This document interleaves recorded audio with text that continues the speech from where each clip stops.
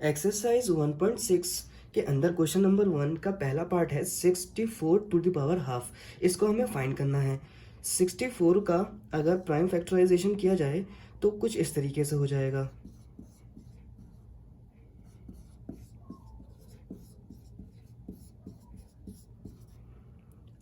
और 64 क्योंकि इनके मल्टीपल के बराबर है तो 64 को मैं कुछ इस तरीके से लिख सकता हूँ। यहाँ ये सब मल्टीप्लिकेशन में है और ये कितने टाइम्स में है, 6 टाइम्स। तो इस तरीके से इस पूरे के ऊपर, क्योंकि 64 के ऊपर पावर हाफ है, तो ये जितने टाइम्स मल्टीप्लाई हो रहे हैं हम उसको, यानी ये 6 बार मल्टीप्लिकेशन में है तो इनकी पावर इस तरीके से लिखी जा सकती है।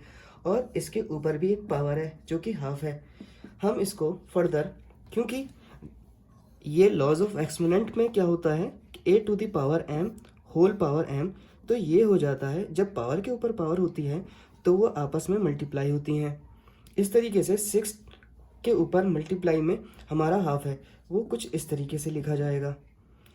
और 6 क्योंकि डिवाइड हो सकता है 2 से, तो ये इस तरीके से हो जाएगा। यहाँ पे पावर बचेगी 2 की पावर 3 और ये हो जाएगा जवाब 2 इंटू 2 इंटू 2। ये हमारा जवाब बन जाएगा जो कि इसके बराबर है। अगले पार्ट में हमें देखना है 32 टू द पावर 1/5। इसको रिजॉल्व करना है। अगर हम 32 की प्राइम फैक्टराइजेशन करें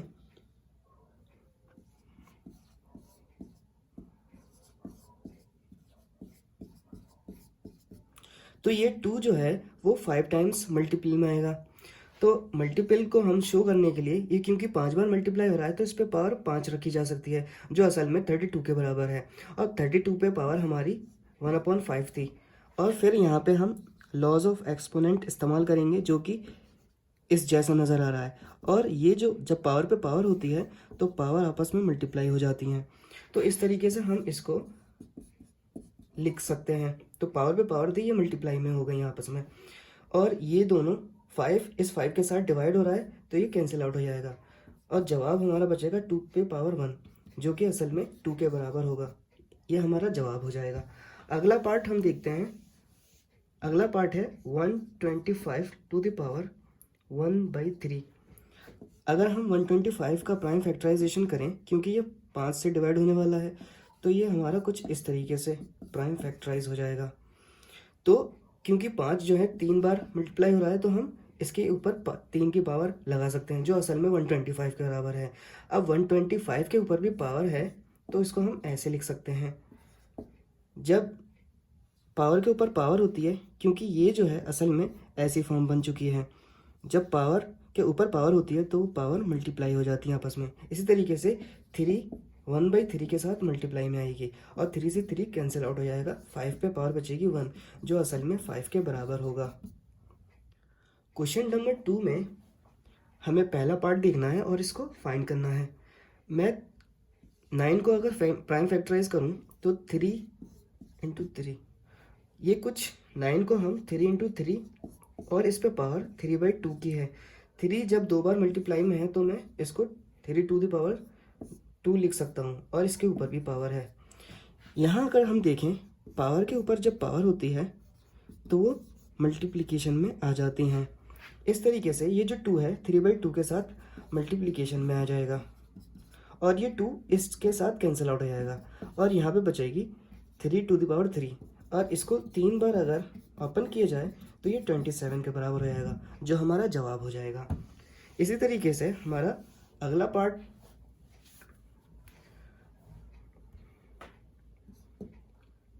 32 टू द पावर 2/5। मैं 32 को अगर प्राइम फैक्टराइजेशन देखा जाए तो ये हो जाएगा कुछ इस तरीके से।